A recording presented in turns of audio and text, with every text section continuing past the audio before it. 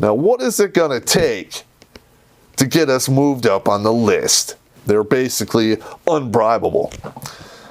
So then I'm like, you know what? I don't know if you guys are into this, but I got a Foot Locker of some of the raunchiest, nastiest, dirtiest porn you could fucking imagine. It is so vile, I feel dirty standing next to the box. And right there, he's like writing something down. He's like, Foot Locker of porn.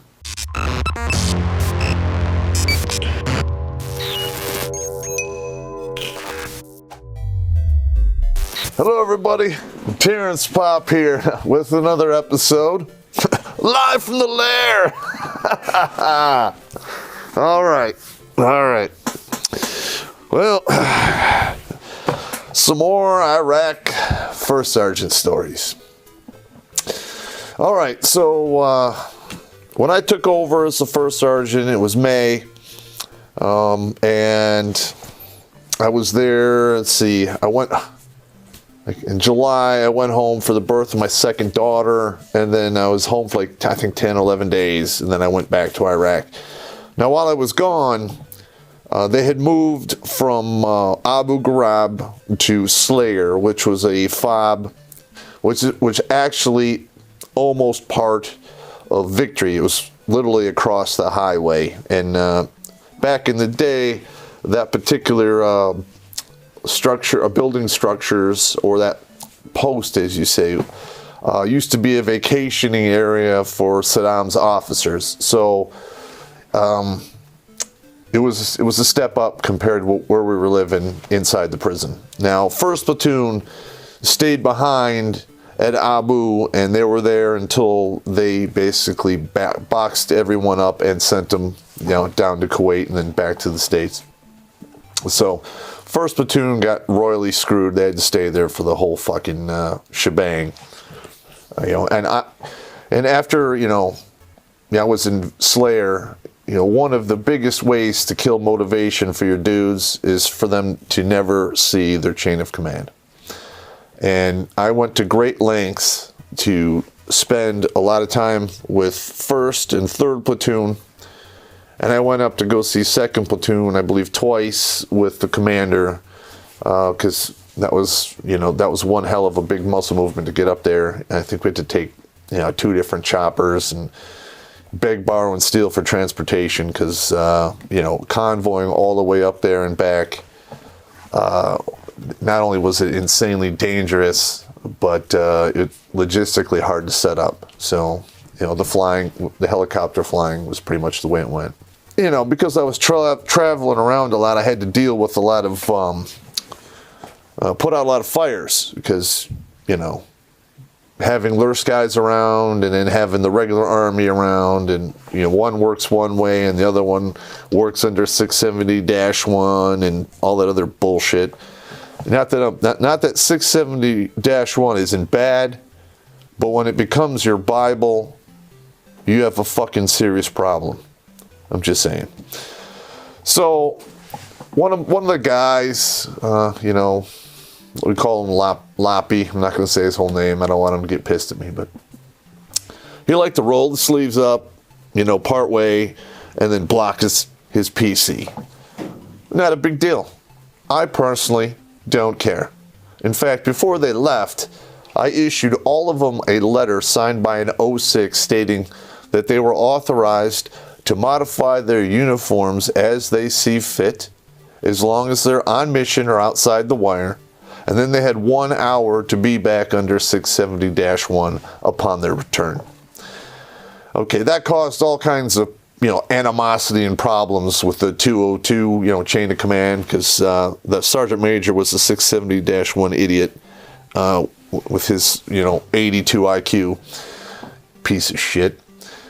And, they got all mad about it, but there's really nothing they could do, and they didn't really have the stones to go out there and pay visits to their guys anyway, so fuck it. They didn't go see our guys, and they didn't even go see their own, intel teams, which were all over Iraq, which caused some problems down the road, but that wasn't my unit, none of my business. I just spoke my piece, and that's it. So I go up there, and it's not like, I just jump in a vehicle and just roll up there and go, do my deal. I had to get my, rucksack, armor, all my fucking bullshit, jump in the fucking convoy that left from, Abu in the morning, or we left from Lair in the morning over to Victory. And then I went, of course, I had breakfast at the General's Chow Hall, eggs to order, I love them. And would go and wait around for the convoy that rolled around to several of the other fobs around Victory, because I had to go to the other side of basically Baghdad, and Baghdad's a big fucking place. And on this particular day, I got in the back of this 5-ton that was driven by the Air Force, and they had decked this thing out like severely. There was like 1-inch steel plate on the outside. It was basically a box. They had run flat tires. There were 4 mounts in the corners, and I think on this one they had 150 and 1 Mark 19, and another guy had a saw. So we get in the back of this vehicle, and of course it's got so much armor, the suspension is shit, so literally you're flying all over the place, which really not a big deal. I put my rucksack down. I learned a few tricks throughout the years that, the rucksack will save your ass from getting bashed up, on a harsh fucking vehicle ride. And the roads were shit. I don't know how they rolled around there as much as they did, or the civilians in their BMWs and Mercedes, because there were potholes and all kinds of fucked up shit all over the road. So I go around, we make one stop, and then we have to switch to another vehicle. And I get into a similar vehicle, except there is no crew serve weapons on this one. It's just basically a tuna can. And I get in there, and like these 4 nurses get in there, doctor, and then like 8 or 9 noobs, like literally just out of basic and AIT, get in the vehicle. And they're all Cav Scouts, right out of, I think they got done at AIT at Georgia, I'm not sure. And we get in there, and before they shut the fucking door, they're like, all right, everybody, just fucking take the magazine out of your weapon and just sit there and, keep the muzzle pointed up, and, everything will be golden. Now, there's some crazy ass shit going on at this time, all right? And I'm not gonna fucking, get my air addiction kicked, involuntarily because of lack of shooting back. So I'm looking at the guy, I'm like, oh yeah, oh roger that. The door shuts. I look at all these noobs, I'm like, all right, pick out a magazine, lock and load, point your fucking weapons out that way. If it's shooting at you, you shoot at it, shut the fuck up. And you can see these guys like, oh, it's gay. These nurses were shitting bricks. They were like crying and stuff, because, I think the day before that they had actually destroyed the Rhino, and what the Rhino was one of basically an armored UV or RV or something. It was this huge, like 36-pack bus, which was an RV with an insane amount of fucking armor on it and thick ass windows. And I think they hit it with a car bomb, I'm not sure. And you're rolling out there, and they're trying to get people to move, and we're stopping and going, and people are yelling, and finally they pull off to the fucking side, and literally the truck just rolled right down the side, and you could hear the civilians fucking their cars and just getting ground up as we just fucking push past them. People are getting out of the way and shit. Because if you're stuck in traffic, all right, and you can't move, you are completely and utterly vulnerable to attack. All right, speed and mobility are your friend.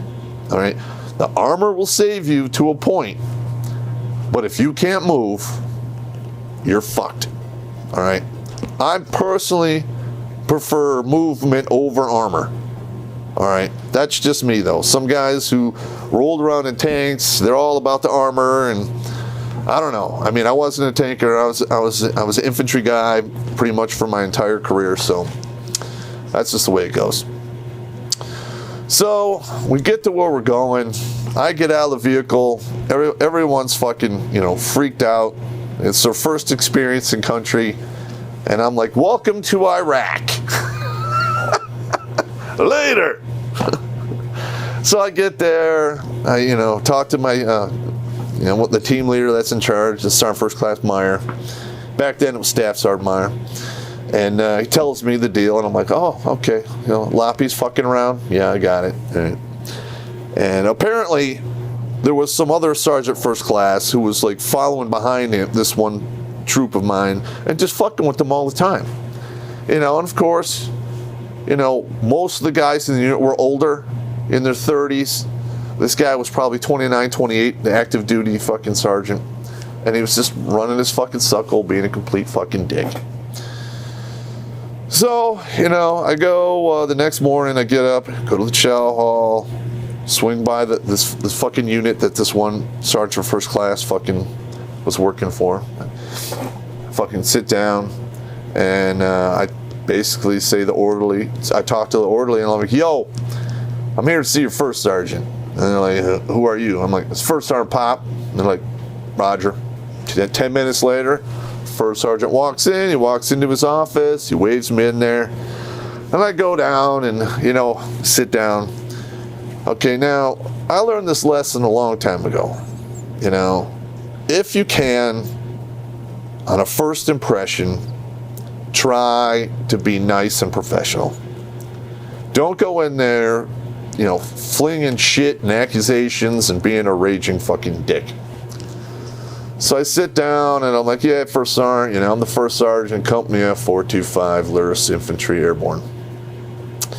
And I have a LURS team plus a few attachments working out of this fob. And I pull out the signed letter from the colonel, I put it on his desk, and I go, every one of my soldiers is carrying one of these memos. Okay. They're allowed to modify their uniforms. You have a Sergeant First Class who's following behind my guys and giving them nothing but a rash of shit. Okay, we all have to work here. Everyone has to get along. And I don't appreciate your guys, especially because we're not attached to you or have anything to do with your unit, fucking with my guys. They work reverse cycle, so that means they're out pretty much every night from 7 to 9 o'clock p.m. to roughly 05, 06 in the morning looking for Haji. And there's 6 guys out there, and that's it. No armor, no fancy, none of that. They just fucking out doing their deal. And they're keeping an eye out for Rocket Man, mortars, and the snipers. That's what they do. He's like, oh, okay. Well, yeah, I mean, hey, if that's just the way you guys roll, and that's your uniform, all right, I'll put it out. I'm like, okay. So, I leave. And about an hour later, this Sergeant First Class comes along, and he's like trying to talk to me about what the hell was going on with my soldier and why he was getting in his shit. And I'm just like, oh, yeah. All right, Sergeant First Class, thank you for letting me know what's up, and I'll take care of it. So I go talk to Lop, and I'm like, all right, man. You want to roll your sleeves up when it's hot? I got it. You want to block your hat?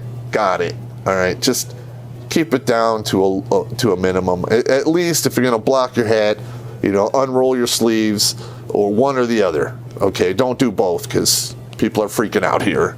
And I really don't want to ride in the goddamn tuna can again to come out here, which I did. I think I came out there 2 or 3 other times for other various things. Yeah, that really fucking sucked, man. Yeah.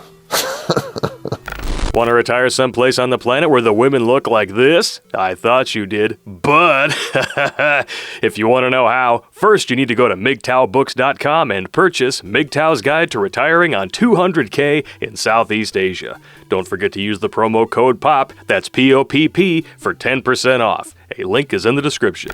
Oh, shit. Motor pool. All right, this is a good one here. All right, so I've been running all these health and welfares, and I collected all kinds of smut, and I had it in a Foot Locker. Now, over, the weeks, this Foot Locker of smut got thicker and thicker. I mean, it was just a lot of stuff. And it wasn't like Playboy Penthouse, mediocre, run-of-the-mill smut. I mean, it was all kinds of like German, nasty, spank, BDSM, scat, piss, just nasty porn. I mean, you felt dirty standing next to the box, let alone opening it and looking inside what was in there. So we had some Humvees.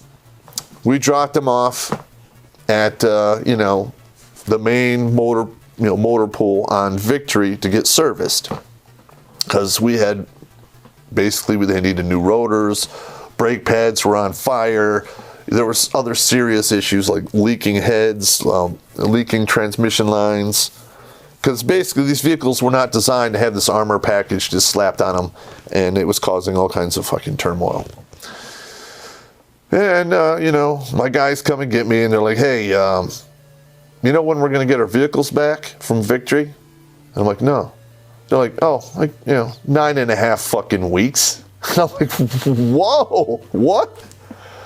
9.5 weeks. So you're telling me almost 3 fucking months.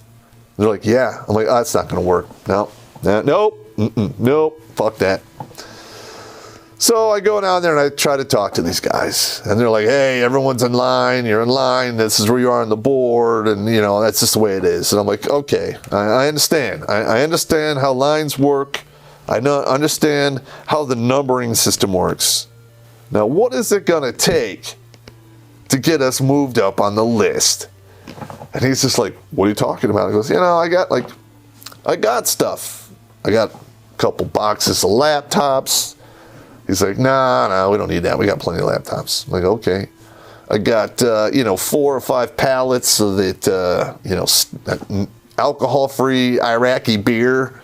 I'm like, nah, don't want that. All right. I got a pallet of Coca-Cola.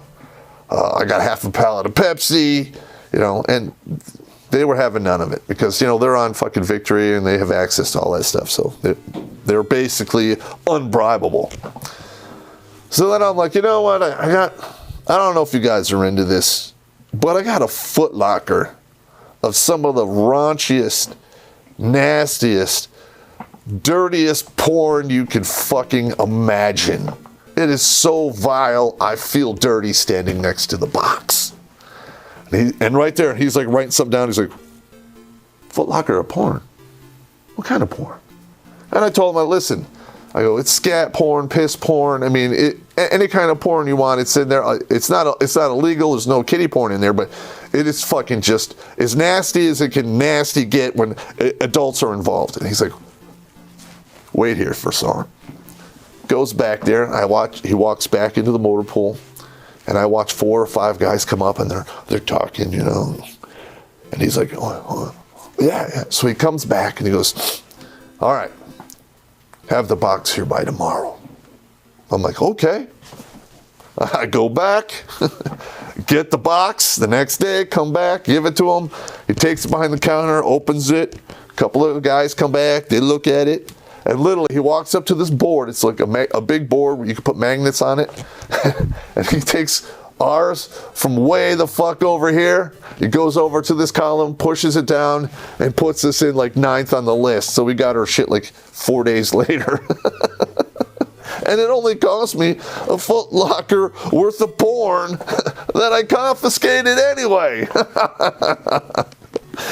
Oh, God, I'm such a pack rat, and I'm glad I was, because that really helped us out a lot. Anyway, that's my time, gentlemen. You guys take it easy.